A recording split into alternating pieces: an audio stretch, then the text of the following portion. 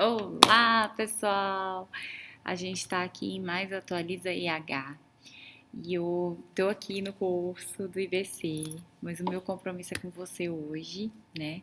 E a gente está aqui, eu tô aqui para falar sobre avaliação na paralisia cerebral, escolhendo instrumentos de forma estratégica. Eu sei que a Clara já falou vários assuntos sobre avaliação, e eu quero ser rápida, certeira, para que você possa utilizar todos esses instrumentos que ela falou de uma maneira organizada e estratégica, tá? Então vamos lá. A primeira coisa que a gente tem que pensar é que existia um modelo anterior, né, de avaliação em que era só focado nas deficiências daquela criança com paralisia cerebral. Hoje, os estudos, eles focam muito mais no objetivo funcional. E o que é o objetivo funcional, gente? O objetivo funcional nada mais é do que a função que a criança exerce. E é aquilo que é importante para a vida e para a melhora da participação, tá? Então, para vocês perceberem a importância disso, eu acho que é um negócio crucial, importantíssimo, é a gente pensar do porquê a gente está realizando uma avaliação. Por que você faz uma avaliação numa criança?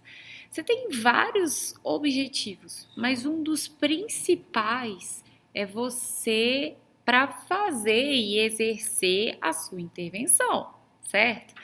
Então, existem várias formas de tipos de intervenção, mas uma coisa que é importante a gente citar é que quando a gente fala de objetivo funcional, a importância de se focar no objetivo, principalmente das crianças e também dos cuidadores, é que quando você foca no objetivo, tá? Você tem uma probabilidade maior de atingir o seu objetivo. E não é do objetivo da sua terapia. Probabilidade maior daquela criança interagir, se motivar. E quando você coloca os objetivos de acordo com a necessidade da criança, aí a motivação ela é muito maior. O engajamento com a família ele é muito maior, tá? Então, todos os objetivos eles são baseados na CIF, né? E a gente sabe o que é CIF. O CIF é uma guia de elaboração para o raciocínio clínico, é um processo de tomada de decisão terapêutica, é uma maneira como os terapeutas se interagem falando uma mesma linguagem, mas ele é focado em três coisas, né? Que é função, estrutura corporal, atividade e participação, e o contexto, os fatores contextuais, que são divididos em fatores ambientais e fatores pessoais. E aí a gente vai falar sobre todos esses fatores. A CIF, eu preciso usar um código ou alguma coisa assim? Talvez não. Talvez a CIF seja só uma abordagem para que você siga o seu processo de avaliação. É importante que a gente siga que a função e a estrutura do corpo é quando você quer ver, utilizar, avaliar as mudanças e as funções corporais. A atividade e participação é quando você quer ver a performance, o desempenho e a capacidade dela. A gente sabe que capacidade é como ela realiza numa condição completamente padronizada. E performance e desempenho quando você realiza em qualquer circunstância. Então vamos lá, capacidade é quando a criança sentado para de pé dentro da sua clínica. Né? E desempenho é se quantas vezes ela sai para levantar do sofá para pegar alguma coisa na geladeira, tá? E é importante que a gente tenha esses conceitos para a gente otimizar esses processos e otimizar a prática da criança dentro do dia a dia dela, tá? Então, dentro de um exame clínico, o que a gente colhe? A gente colhe história clínica, a gente colhe as classificações, o exame físico, a atividade, a participação, os fatores ambientais, os fatores contextuais. E dentro do método de avaliação, a gente tem testes, que a gente chama de testes padronizados, tá? O teste padronizado, eles são métodos avaliativos em que você baseia procedimentos uniformes de administração. Você tem os scores e esses resultados eles são obtidos por um indivíduo e você compara esses resultados com uma amostra de padronização em normas. E uma outra coisa que é importante a gente dizer é que qual que é a importância da gente utilizar esses testes padronizados, né? Porque tudo fica muito subjetivo quando a gente não utiliza teste, porque o teste ele tem uma maior vantagem porque ele é objetivo. Você tem score quantitativos, você facilita a comunicação entre os profissionais e você tem uma validação desses testes para sua população, tá? E dentro dessa padronização de instrumentos, a gente tem 3 tipos de instrumentos. É importante a gente pensar nisso, porque a gente tem um objetivo de utilizar para cada instrumento. Então, por exemplo, se eu tenho um objetivo de distinguir o sujeito de uma característica peculiar, por exemplo, se eu quero comparar o típico com o atípico, eu vou utilizar um teste discriminativo. Se eu quero fornecer uma estimativa, uma probabilidade prognóstico de um estado de futuro, por exemplo, se eu quero saber se aquela criança vai ter uma capacidade motora, se ela vai andar, se ela vai, né, se ela vai poder sentar sozinha, eu uso testes preditivos. E avaliativos é quando eu mensuro a magnitude da função dela, que eu quero saber se aquela criança mudou ou não com a minha intervenção. Aí eu vou usar os testes avaliativos. E aí a gente vai falar um pouquinho dessas escalas de avaliações, tá? Então a gente colhe o exame clínico, a gente colhe ali as queixas e as preocupações. Colhendo as queixas e as preocupações, a gente tem um objetivo funcional. Esse objetivo funcional, ele tem que ter um meta-direcionamento do tratamento, tá? Outra coisa, quando eu colho a história clínica, dependendo da idade da criança, eu só quero saber se aquela criança tem uma lesão de risco para paralisia cerebral ou não. E isso está muito relacionado com esse algoritmo que a gente tem, que se você não conhece, procure conhecer. É um algoritmo excelente, que fala de risco de lesão cerebral da criança. Então, por exemplo, menos de 5 meses da idade corrigida, né, você pode utilizar a Heine e você pode utilizar a GM. Acima de 5 meses, você pode utilizar outros instrumentos além da Heine e a General Movements, tá? Que é a DAYNC e a AMES, para você saber se aquela criança tem uma característica de acompanhamento ou se ela tem um risco para lesão cerebral, né? Para quê? Porque quanto mais precoce o meu diagnóstico, melhor mais eu consigo agir no processo de intervenção e maior o meu resultado. Outra coisa que é muito importante antes de entrar em funcionalidade e desabilidade, né, das atividades e participações, são os fatores contextuais, os fatores ambientais, os fatores pessoais. Para que eu quero saber disso, gente? Porque a partir dos fatores é que eu posso modificar alguma coisa na vida daquela criança. Eu conheço os facilitadores, conheço as barreiras e eu posso intervir de uma forma eficiente, tá? Então, dentro desses fatores ambientais e pessoais, eu tenho idade, comportamento, motivação, interesse pessoal, hábito, maneiras de enfrentar problemas, escolaridade. Eu acho que é muito subestimado os nossos fatores contextuais quando a gente avalia essa criança. Mas quando você sabe quais são as limitações, você consegue atuar de uma forma muito mais específica, direcionada, muito mais certeira ali. E por quê? Porque se eu mudo o meu contexto, né, a probabilidade de eu conseguir adaptar e aumentar a prática, ela é muito maior. Tá? E dentro dos fatores físicos, econômicos, sociais, uso de medicamentos, tecnologias assistivas, eu posso aumentar a prática daquela criança. E aumentando a prática daquela criança, eu aumento a repetibilidade. Eu posso melhorar a participação dela, eu posso conseguir incluir aquela criança dentro da escola. Por exemplo, vou dar um exemplo muito fácil. Por exemplo, a criança quer participar da educação física na escola, né? O que eu posso fazer? O que eu posso modificar? Quais são os facilitadores dentro daquela escola, dentro daquele ambiente que eu possa alterar para incluir aquela criança dentro daquela atividade, se esse é um objetivo funcional. E participação social é algo que a gente pensa que ela é um direito. Então, toda criança tem um direito de participar socialmente, de se sentir pertencido, de melhorar, e é muito interessante porque toda vez que a gente fala de objetivo, a gente fala muito de estrutura e função do corpo. E não é só isso que modifica. Na verdade, os fatores contextuais, atitudinais, né, o comportamento, as crenças daquela família e até os facilitadores físicos, né, eles estão muito mais, eles podem influenciar de uma maneira muito maior na atividade e na participação daquela criança, tá?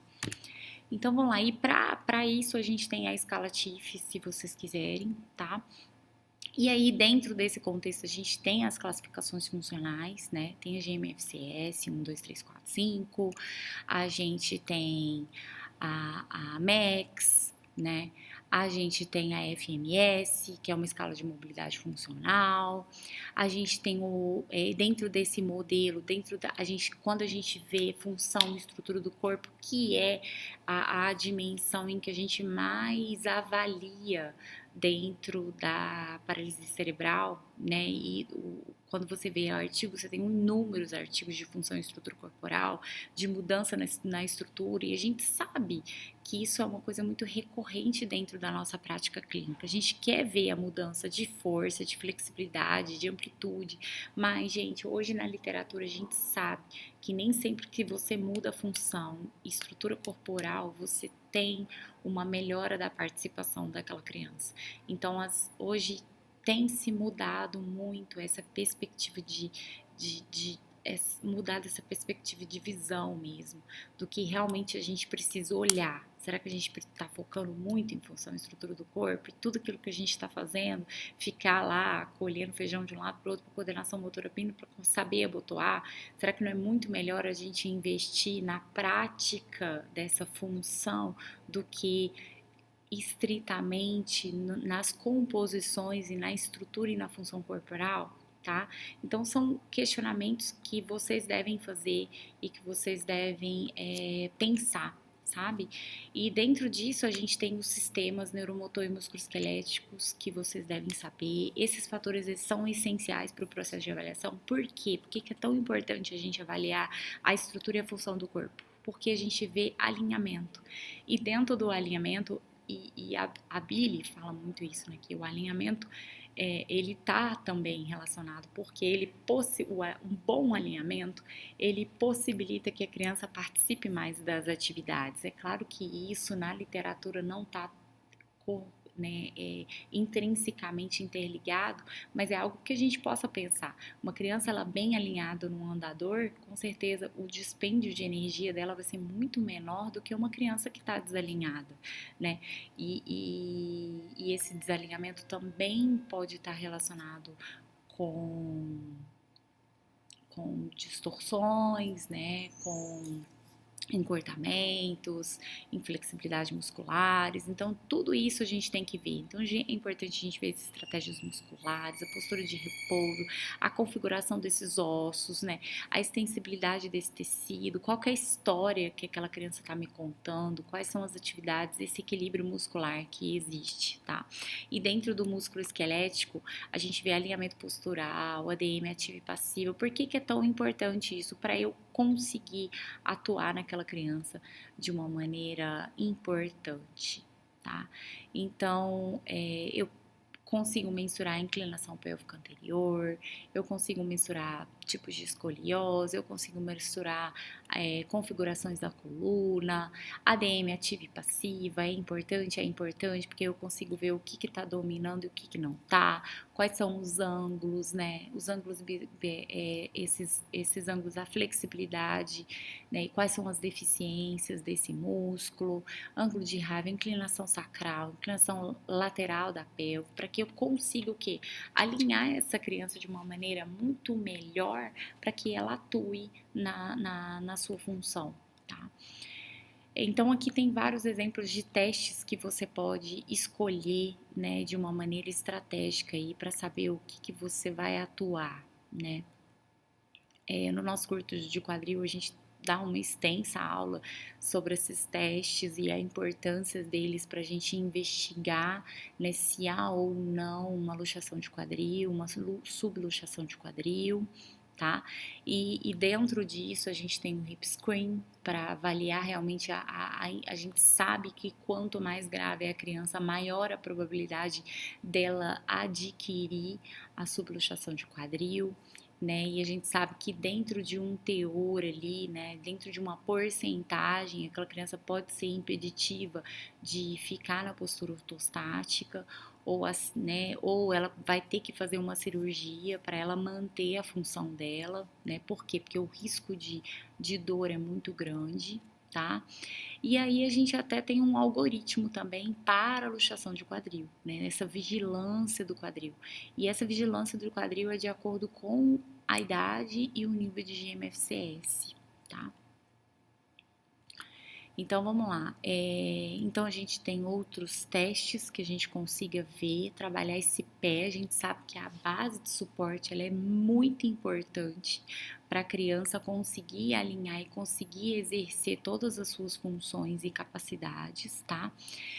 Tem uma escala muito interessante para a gente ver a estrutura e função do curso e até a amplitude de movimento, que é a SARUM. Ela é validada e dentro da Kent-Aud a gente já tem alguns grafos que a gente consegue realmente comparar uma criança com a população de paralisia cerebral, então seria bem interessante. Isso aqui é só uma ideia, assim, se vocês não tiverem gomiômetro lá, mais ou menos o que é 90, o que é 60, o que é 45 graus, tá?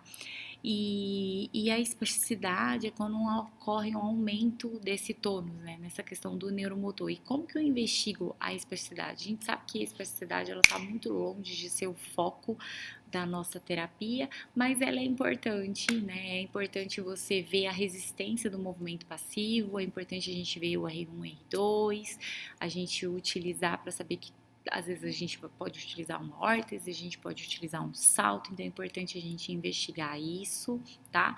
Esse teste também, teste de força muscular, por exemplo, a gente tem teste sentado para de pé para crianças com nível de MFCS 1 e 2, tem escalas de força, tá? A gente também tem uma avaliação sensacional que é a SATICO, que é a avaliação do controle de tronco. Então, se você está relacionado, está envolvida num objetivo ali funcional, pode ser interessante a gente utilizar a SACO, porque na própria SACO, sabendo qual que é o nível de controle de tronco, eu posso adaptar as minhas atividades e adaptar as minhas órteses e até a maneira, qual é o nível que eu vou colocar de segurança e de suporte para aquela criança, no suporte de tronco, tá? E por quê? Porque quando você coloca no nível, né, um pouco abaixo dele, o ideal é que seja abaixo dele, eu consigo melhorar a minha função manual ali, tá? Por quê? Como que eu vejo essa questão do controle de tronco? Quando eu investigo sentar, a criança ela pode sentar independente, pobre alinhamento, é tudo muito pobre, né? E quando eu vejo controle de tronco com assático, eu consigo ver o que é perda ativa, o que é reativo, o que é estático, tá? Eu consigo ver essas estratégias, quais são as estratégias que eu tenho, né? Quais são, se eu tenho um rápido movimento, se ela consegue utilizar e mobilizar essa cabeça, quais são as estratégias de controle de tronco que aquela criança tem. Então, é muito mais específico que eu consigo mensurar. E aqui, gente, é mais uma ideia que eles têm baseado na SATICO. Eles têm para utilizar a SATICO como um treinamento, tá?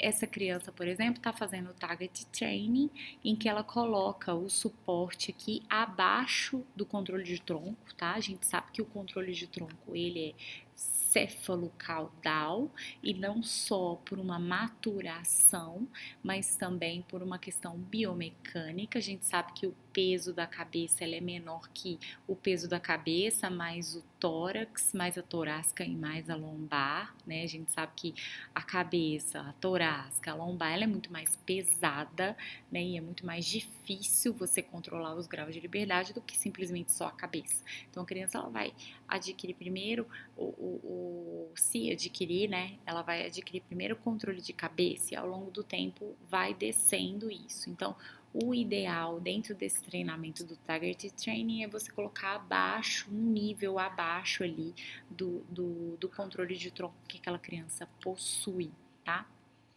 Então, ó, tem torácica superior, torácica média, a lombar superior e a lombar inferior, tá? E uma coisa que é bem interessante é que eles viram que há uma relação muito forte, tá?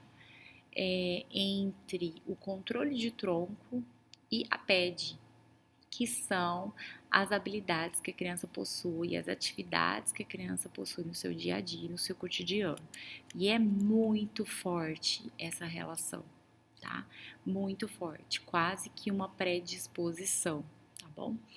Outro tipo de avaliação de tronco a gente tem a TCMS, que é o Trunk Control Measurement Scale, que também vê o equilíbrio estático, o controle de movimento seletivo e o alcance dinâmico.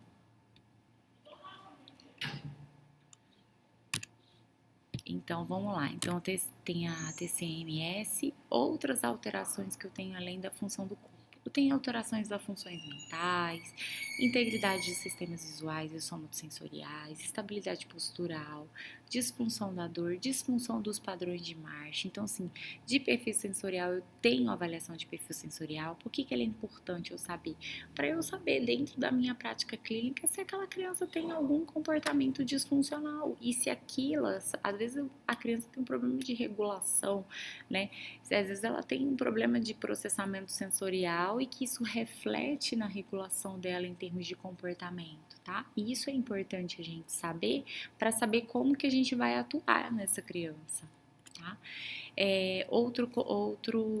Outra questão, se a criança é baixo registro, se ela tem uma procura sensorial, como que está a sensibilidade sensorial dela, se ela tem uma aversão sensorial, tudo isso é importante, né? E dentro dessa entrevista eu vejo a frequência de resposta de cada comportamento, eu vejo se ela é hiperresponsiva para algum tipo de questão sensorial, se é tátil, se é vestibular ou hiperresponsiva. Tá? E a dor também é importante eu avaliar e eu até investigar, né, na criança, eu observar se ela está tendo alguma dor. Por exemplo, a gente sabe que o sinal, né, quando eu tenho uma diminuição da amplitude de movimento do quadril, né, e eu tenho um sinal de dor, a gente sabe que isso também pode ser um reflexo ali de uma subluxação de quadril acima de 30 graus, né, ou de 30 a 50, é um sinal de alerta de que aquela criança está passando por alguma coisa, tá? O alinhamento postural, como que eu vejo alinhamento postural, gente? Foto, biofotogrametria, eu posso colocar, existem já aplicativos para eu verificar isso, só basta você colocar os marcadores nos locais certos, para você ver o alinhamento, tá? O ângulo dessa criança, né? Então, a gente pode ver com uma avaliação postural, dentro do nosso tratamento, ao longo do nosso tratamento, a gente consegue, com uma fotogrametria, com coisas simples, né? Um fio de prumo, que seja, ou até uma calibração, né, do tamanho ali de um móvel, de uma coisa fixa, para que a gente consiga aí, mensurar esse alinhamento postural. É claro que o ideal é um laboratório de marcha, mas a gente não tem isso. E é importante, gente, a gente pensar que dentro da pesquisa clínica, gente, pesquisa clínica não é só você ter um laboratório. E essa é a minha função aqui na minha vida, né? Eu acho que eu nasci para isso, para tentar traduzir esse conhecimento, pegar coisas dentro do artigo para passar para vocês conseguirem aplicar na prática clínica.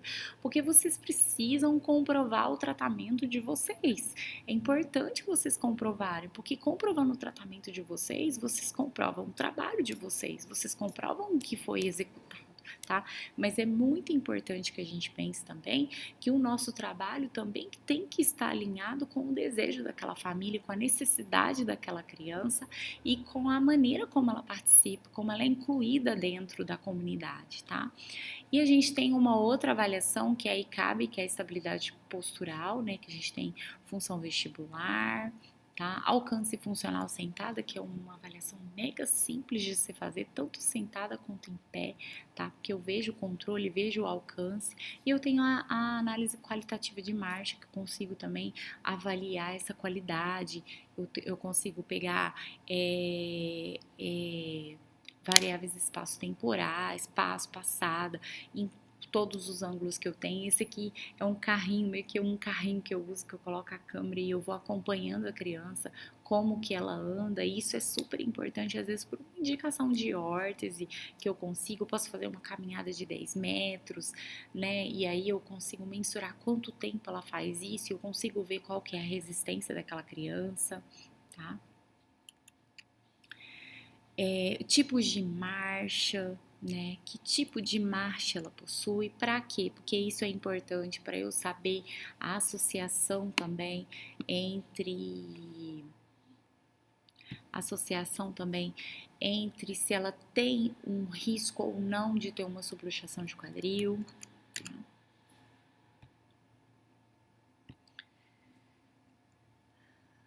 E dentro desse modelo que é o último na CIF, né, que é o mais importante, um dos mais avaliados também, é a atividade e participação da criança, né?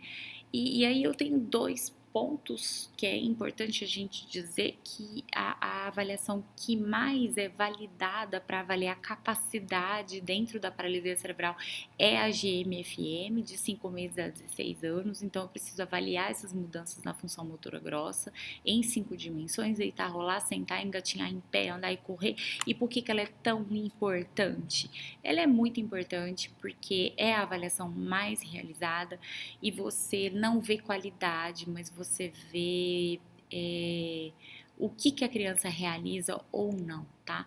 E assim, a gradação dela inicia, não inicia? A Clara já falou isso muito bem na semana passada. A gente tem o GMFM 88 e o 66. Outra coisa que foi feita, ela é um instrumento avaliativo, então é importante dizer que ela mensura a magnitude da mudança ao longo do tempo, ou seja, eu consigo saber exatamente se a minha terapia deu certo ou não, tá? E a gente tem as 5 dimensões quando a gente utiliza GMFM 88, tá? E é importante a gente dizer também que foi feito toda uma análise dentro do GMFM, que é a análise de Rush, que eu consigo determinar uma ordem hierárquica desses itens, de acordo com a população de PC. Quais os itens são mais fáceis, quais os itens são mais difíceis, o que eu tenho que atingir e o que eu vou atingindo ao longo do tempo, e ainda comparar essas pontuações com outras crianças. Então, assim, tem um mapa de itens, eu sei o que é mais difícil, o que é mais fácil para aquela determinada criança. Então, isso é extremamente importante. Então, a gente tem ainda a GMFM, as medidas abreviadas, né? Então, eu não preciso ficar 1h30, né? Eu posso utilizar uma avaliação de 20 minutos e ter o mesmo resultado psicométrico, tá? Da psicometria.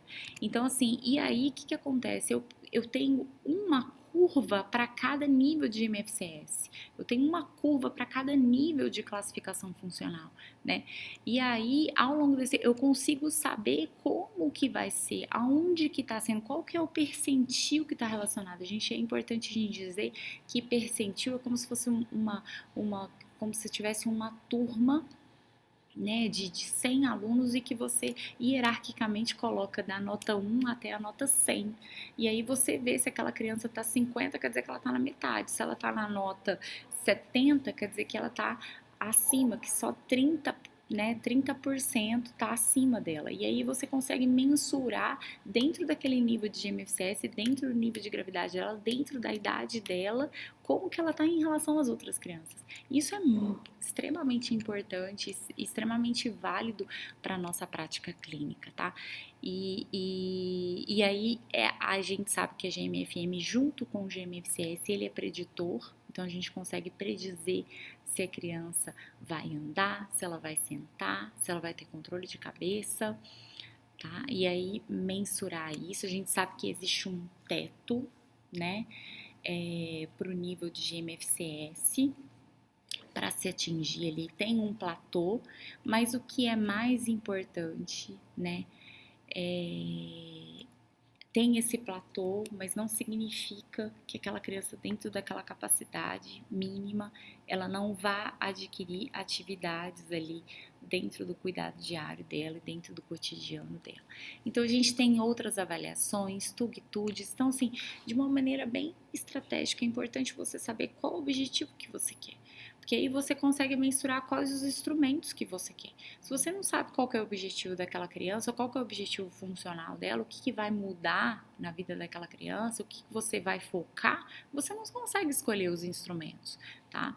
Então, TUG-TUDs, né? Se é uma criança que anda de MFCS 1 e 2, eu consigo fazer o TUG-TUDs, eu consigo adaptar esse TUG-TUDs, eu consigo utilizar o andador, eu consigo, e eu consigo mensurar isso também, tá?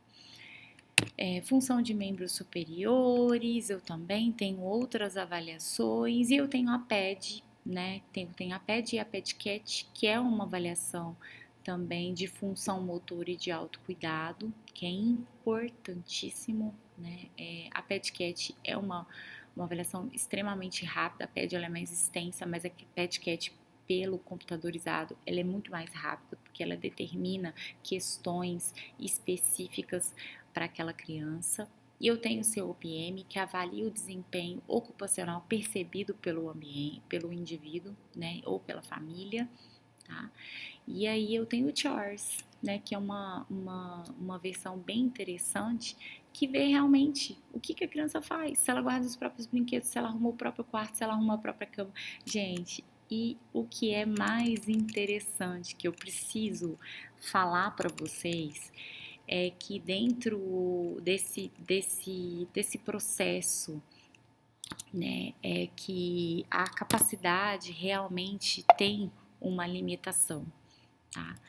Mas deixa eu só procurar aqui. E que é super importante a gente dizer, que eu achei o slide aqui, é que eu amo esse artigo. E depois vocês procurem. É um artigo do Van Gorp. E que uma coisa que eu falo para vocês é que quando a gente vê capacidade, que é aquilo que a criança realiza de uma maneira padronizada dentro da nossa clínica, existe um platô, tá? Por exemplo, uma criança de nível de GMFCS 4, ela atinge o seu platô muito cedo, né? E é uma criança que provavelmente não vai andar. E é isso que quando a gente interage o GMFCS com o GMFM, depois eu posso dar uma aula sobre isso, a gente sabe disso, tá? E no curso também do GMFM a gente fala sobre isso, tá? Mas esse cara, né, que é sensacional, esse grupo, ele viu o seguinte: existe um platô, tá vendo? Aqui é o nível, aqui são as medidas de GMFCS, né? Aqui são os grupos de GMFCS. E a gente tem essa aqui, no caso, ele investigou uma outro tipo de medida, que é a VABS, Gross Motor Skills. Mas se a gente pegar a GMFM, existe um platô, né? Um platô de score que aquela criança vai atingir. Mas quando a gente pega as atividades que a criança faz no dia a dia, como arrumar uma cama, comer sozinha, ir ao banheiro, se higienizar, aí a gente não tem limite. Quer dizer, o platô aqui, olha que o máximo de platô, que é o nível de MFCS1, que é o mais leve, é em torno de 6 a 8 anos que atinge o platô de capacidades motoras, que é o que? Sentar, engatinhar, ficar em pé, andar 10 passos para frente, né, sem apoio, ou subir tantos degraus e tudo. Aqui, quando a gente pega, são as atividades domésticas e as atividades da comunidade que ela realiza, você vê que não tem platô. Você vê pessoas aí de nível de MFCS1 com 32, 34 anos ali adquirindo habilidades de autocuidado, né? E também são as atividades da comunidade. E isso é muito legal, que esse é o nosso objetivo. Nosso objetivo é que a criança melhore a sua participação social. Por isso que é tão importante, com essa gama de instrumentos que a gente possui, a gente focar no objetivo e na necessidade daquela criança.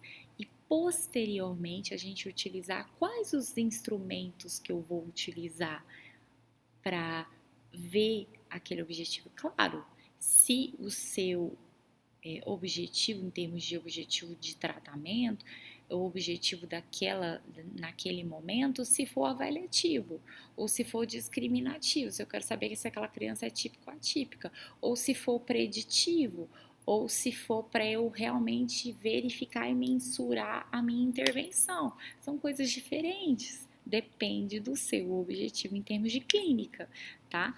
Então, dentro da CIF, olha aqui, eu quero que vocês vejam também, esse é um outro caso clínico que depois mais para frente eu posso falar com vocês, mas o que eu quero mostrar para vocês é o seguinte, é que dentro da CIF a gente pode utilizar a CIF como um modelo para utilizar realmente que tipos de avaliação a gente vai utilizar, tá?